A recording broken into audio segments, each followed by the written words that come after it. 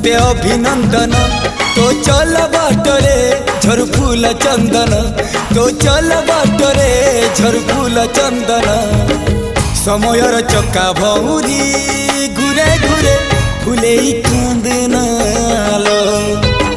चढ़ीबु तू फूल सवारी धीरे धीरे फूले कांदनालो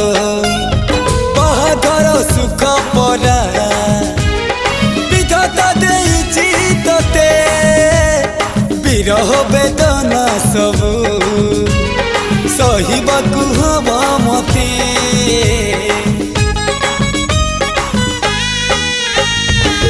सिंथी तो रहेला सिंदूरी